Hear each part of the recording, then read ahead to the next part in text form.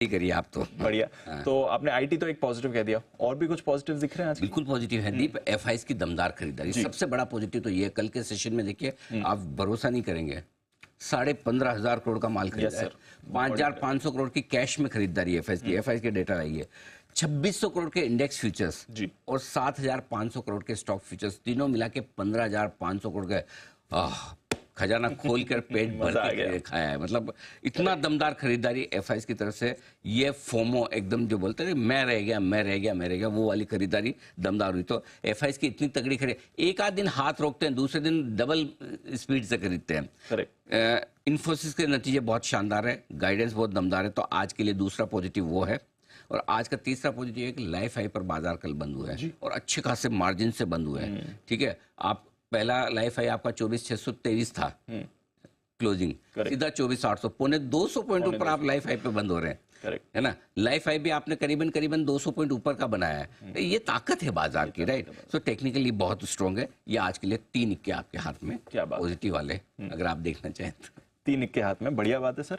But सब कुछ positive ही है या फिर थोड़ा हमें भी अमेरिका की तरह इस बार थोड़ा कॉशन लेना चाहिए? आपका क्या व्यू है? तो अब थोड़ा सा आप है ना वो अपने सीट बेल्ट बांध के कमेंट्री सुनिएगा, क्योंकि बहुत लंबे समय बाद ऐसी कमेंट्री आप मुझसे सुन रहे होंगे। तो पहली चीज तो ये कि अमेरिकी बाजार मुझे ओवरबॉट लग रहा है, क्योंकि थोड़ी अच्छी खबरें ज्यादातर उनमें प्राइस में आ चुकी है। ट्रंप की जीत, रेट कट, टैक्स कट, सब कुछ डिस्काउंट है, ये मैं आपको बता चुका हूँ। अब आइए हमारे बाजार की बात। बजट की बड़ी इवेंट के पहले बाजार एक तरफा तेजी दिखा चुके हैं। यस सर, भरपूर तेजी दिखा चुके हैं। बिल्कुल आपकी उम्मीद से ज्यादा, बिल्कुल आपकी चाहत से ज्यादा तेजी हो चुकी है।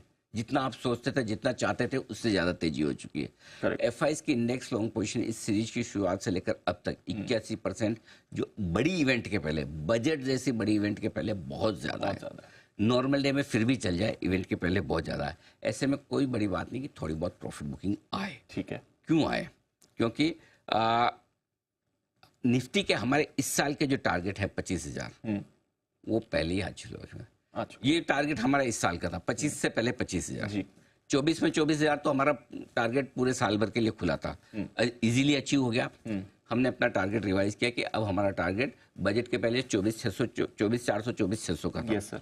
वहां भी बहुत जल्दी पहुंच गए। ठीक है, तब हमने कहा कि हम 25 से पहले 25,000 जाना चाहते हैं। अब ये 25,000 मुझे दिसंबर तक चाहिए था। हमारे मार्केट 4 से 6 महीने पहले आगे चल रहे हैं। यस सर, 4 से 6 महीने पहले हम आगे चल रहे हैं। जो काम हमें 6 महीने 4 महीने बाद करना था, वो हम आगे रहे। तो we are running ahead of time. वो प्रोजेक्ट इंप्लीमेंटेशन है, बिफोर शेड्यूल हो रहा है। करेक्ट सर, अच्छी बात है जी। लेकिन बाद में क्या करोगे? या तो आपके पास ऑर्डर बुक लंबी हो कि ये काम खत्म करके दूसरा करूंगा, या तो मार्केट के पास ये टारगेट खत्म करने के बाद बड़ा ऑर्डर बुक हो कि इतना और मुझे भागना है। करेक्ट। सो ये थोड़ा सा आपको देखना है।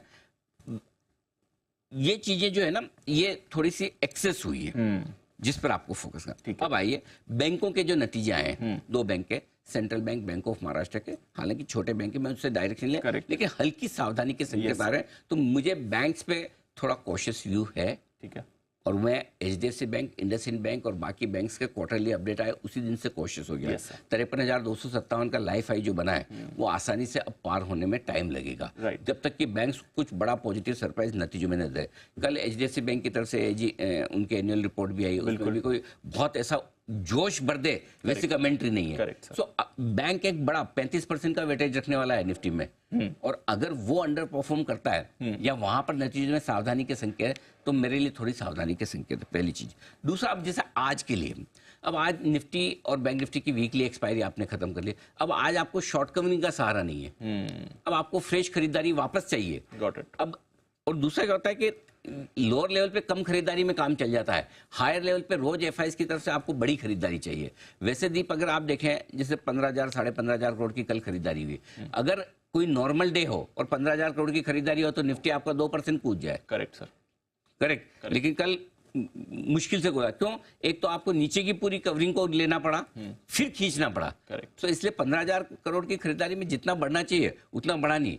लेकिन शॉर्ट कवरिंग का सारा अब आज नहीं है, तो फ्रेश खरीदारी चाहिए। दूसरी चीज एक और क्या है, सारे लोग मंदी की बात कर रहे थे, और मैं इसलिए बोल रहा था कि जब तक सब लोग मंदी की बात करें तब तक बाजार घटेगा नहीं। जब तक 10 में से अब कल पहली बार ऐसा हुआ है, ये बहुत इंटरेस्टिंग चीज है। जी कल सुबह पहले घंटे में लोगों ने भर भर के मंदी की, Yes, sir. दिल खोल के मंदी की, और कल पहली बार मंदी करने वाले थके हैं और हथियार डाले, बोले जाने दो, इस बाजार में नहीं बेचना। नहीं बेचना।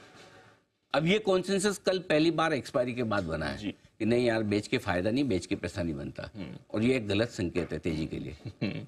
तभी हाँ, मंदी करने वालों का भाग जाना तेजी करने वालों के लिए अच्छा संकेत नहीं है। करेक्ट, है ना? फंसने के लिए कोई तो चाहिए ना। एग्जैक्टली, फंसने के लिए तो ये है। और दूसरा, एफआई जो भर भर के ले रहे हैं फोमो वाली खरीदारी, जो इलेक्शन के रिजल्ट के दिन उन्होंने बेचा, Yes. उसके नुकसान की भरपाई अब तक करते जा रहे हैं। Correct. तो अगर ग्लोबल थोड़ा ढीला हो जाए और यहाँ पर आप बजट के पहले 81% इंडेक्स लॉन्ग पर बैठे हो, जी। भर भर के फोमो वाली आपने खरीदारी भी कर ली है, तो अब थोड़ी खरीदारी की रफ्तार धीमी पड़ेगी या हाथ रोकेंगे, इसलिए आपको सावधान रहना है। ये इतने सारी चीजें मैंने आपको आज सावधानी के लिए